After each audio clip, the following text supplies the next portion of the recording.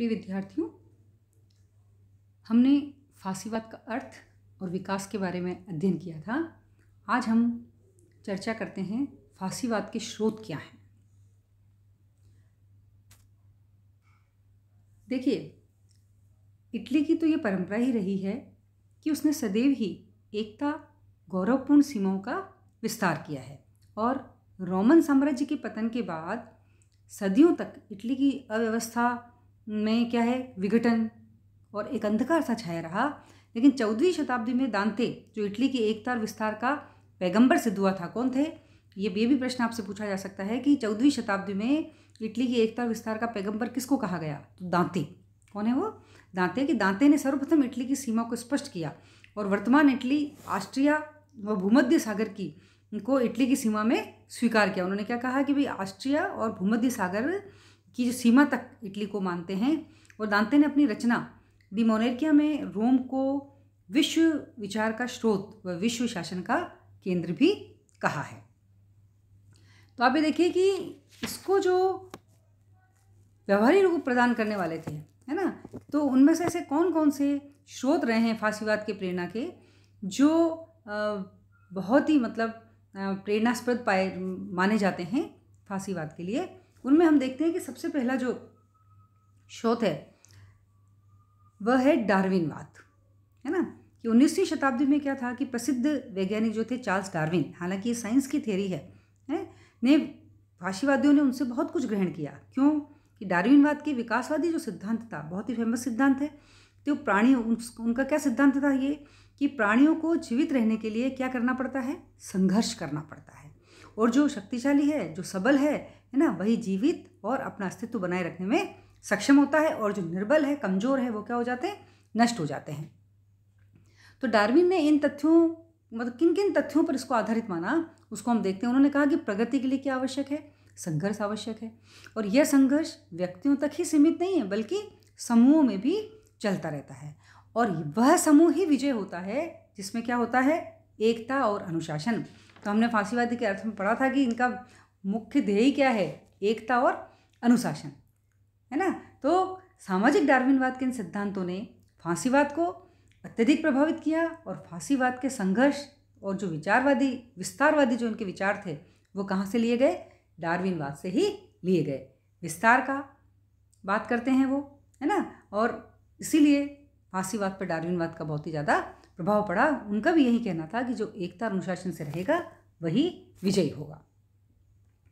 सामाजिक डार्विन, है ना, ये भी मैंने आपको बताई है कि सामाजिक डार्विनवाद के इन सिद्धांतों ने किस पर ज़्यादा प्रभाव डाला? फासीवाद पर, और वह इससे प्रेरणा लेते रहे। दूसरा इन्होंने कहा अविवेकवाद, कि फासीवादी 20वीं शताब्दी में बुद्धि के प्रति विद्रोह का व्यवहारिक रूप था, है ना। बुद्धि के प्रति विद्रोह का एक व्यवहारिक रूप माना जाता था।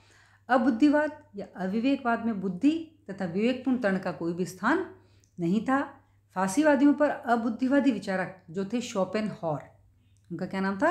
शोपेनहॉर, और नित्शे, सोरेल, इनका बहुत प्रभाव था। वे सोरेल और बर्गसा के अंतःप्रेरणा सिद्धांत को स्वीकार करते थे। सोरेल और बर्गसा ने एक अंतःप्रेरणा का सिद्धांत दिया था, उसको बहुत मानते थे। और इसके अनुसार मनुष्य बुद्धि से प्रेरित होकर कार्य नहीं करता। वास्तविकता क्या है कि मनुष्य अपने आचरण में मूल प्रवृत्तियों एवं भावनाओं से वशीभूत रहता है, न कि विवेक या तर्क से।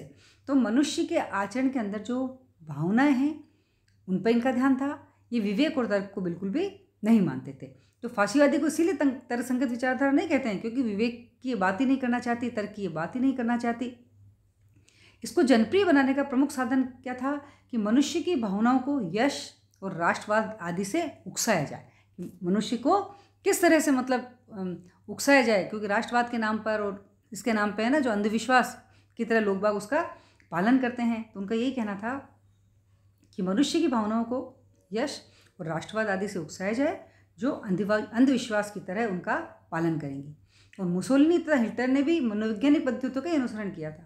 वे राष्ट्र एवं जाति के नाम पर ऐसी श्रद्धा विश्वास का सृजन करना चाहते थे जिससे प्रेरित होकर व्यक्ति क्या करे? कार्य करे। वहीं कहाँ आ गए कि उनका मूल उद्देश्य क्या था? कार्य करना। वे कार्य में विश्वास रखते थे। और यही कारण है कि फासीवादी तर्क या प्रमाणों में सिद्ध नहीं किया जा सकता, वह तो केवल इच्छा और विश्वास के कारण ही सत्य है। ठीक है ना।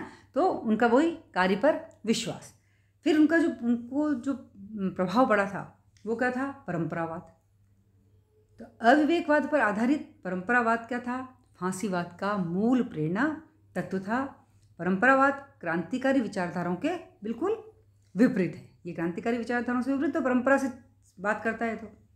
तो क्रांतिकारी विचारधाराएं पुरातन एवं परंपरागत व्यवस्था को उखाड़कर नई व्यवस्था की स्थापना करती हैं, है ना। इसलिए ये क्रांतिकारी विचारधारा को पसंद नहीं करते थे। लेकिन परंपरावादी रूढ़ियों तथा आधुनिक मतलब पुरातन तत्वों के समर्थक थे। परंपरावाद कभी आधुनिक का समर्थक नहीं, पुरातन तत्वों के समर्थक थे। तो इटली के प्रसिद्ध परंपरावादी विचारक जोसेफ मत्सिनी का विचार था कि किसी भी राष्ट्र की प्रगति एवं विकास में परंपराओं का विशेष योगदान होता है। मत्सिनी ने कहा था कि परंपराओं का योगदान जरूर होता है, कोई राष्ट्र बनता है तो। शासन सत्ता प्राप्त करने, उसे बनाए रखने के लिए फांसीवादियों ने क्या किया, परंपरावादी दृष्टिकोण का ही आश्रय लिया। और फांसीवादी शासन के समर्थन में मुसोलिनी सदैव प्राचीन परंपराओं के उदाहरण भी हमेशा देता रहा।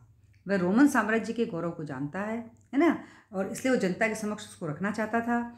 और उनकी भावनाओं को शासन के प्रति श्रद्धा में, मतलब शासन के प्रति लोगों की श्रद्धा भावना होनी चाहिए, ऐसा उनका मानना था।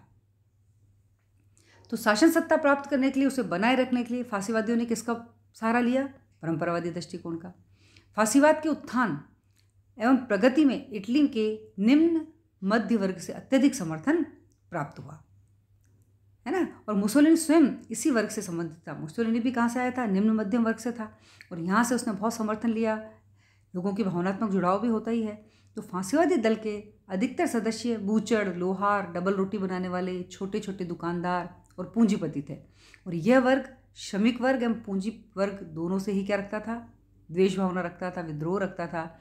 यह समाजवादी व्यवस्था से डरता है क्योंकि इसके अंतर्गत क्या होता था, उसकी छोटी सी पूंजी का अंत होकर कहीं उनकी स्थिति श्रमिकों जैसी न हो जाए। वे क्या चाहते थे कि समाजवाद होगा जब तो क्या होगा, सब बराबर हो जाएंगे। तो वो पूंजीपति डरते थे कि कहीं हमारी स्थिति कैसी हो जाएगी, श्रमिकों जैसी ना हो जाए। और निम्न मध्यम वर्ग पूंजीपतियों की संपत्ति और वैभव से भी ये मनुष्य रखते थे। निम्न मध्यम वर्ग वाले पूंजीपतियों के पास क्योंकि संपत्ति होती थी, उनका वैभव है, उससे भी वो दुश्मनी रखते थे। तो मुसोलिनी का कार्यक्रम इस मध्यम वर्ग की मनोवृत्ति को संतुष्टि करना था और उसका कार्यक्रम इसी वर्ग के अनुकूल था। तो चूंकि मुसोलिनी पूंजीपतियों के एकाधिकार और श्रमिकों की क्रांति दोनों का ही विरोधी था, इसलिए निम्न मध्यम वर्ग ने उसका पूरी तरह से साथ दिया। और यही वर्ग मुसोलिनी की लोकतांत्रिक भ्रांति की संतुष्टि पर फांसीवादी जो व्यवस्था है उस पर एक लोकप्रिय आवरण के रूप में, मतलब मध्यम वर्ग के साथ जो इसका जुड़ाव था, है ना, वह जुड़ाव ने इसको लोकप्रिय बना दिया। यही लोकप्रिय आवरण था जो इसे इस वर्ग से मिला था। और कौन सा वर्ग था वो, मध्यम वर्ग, जहाँ से मुसोलिनी भी बिलोंग करता था। ठीक है ना। फिर आप ये देखिए मैकियावेली का भी इस पर प्रभाव था। इटली का जो महान लोकप्रिय व्यवहारिक कूटनीतिक चिंतक कौन था, मैकियावेली। तो मैकियावेली राष्ट्रवाद, निरंकुशतावाद और शक्तिवाद का समर्थक था। मुसोलिनी पर मैकियावेली का भी प्रभाव था क्योंकि फांसीवादियों की शिक्षा व्यवहार से ऐसा प्रतीत होता था कि मैकियावेली एक बार वापस जीवित उठ होगा। फांसीवादी जिस चीज़ को मानते थे उससे कहते थे कि वो जैसे उसको जिंदा कर दिया है। और 1870-71 में तो इटली का एकीकरण फांसीवादी दल के लिए एक आदर्श घटना थी। कब हुआ था इटली का एकीकरण, 1870 और 71 में। तो छोटे छोटे राज्यों को एक सूत्र में बांधकर नए राष्ट्र इटली को जन्म दिया गया और इटली की शक्ति और समृद्धि में वृद्धि हुई। तो यूरोपीय राष्ट्रों में इटली का जो सम्मान होने लगा, मुसोलिनी इस एकीकरण को अंतिम रूप देना चाहता था और इटली को भूमध्य सागरीय शक्ति बनाना चाहता था, ताकि क्या हो सके कि अंतर्राष्ट्रीय संबंधों में इटली का जो प्रभाव है वो प्रभावशाली योगदान हो, है ना। तो फांसीवादी प्रेरणा के जो स्रोत हैं उसमें हम अगला देखते हैं आदर्शवाद। कांट व हीगल, इनका नाम सुना होगा, प्रसिद्ध आदर्शवादी विचारक हैं। इन्होंने फांसीवादियों को बहुत अधिक प्रभावित किया। हीगल का आदर्शवाद तो पूर्ण रूपेण राज सत्ताधारी और कैसा था, निरंकुशवादी था।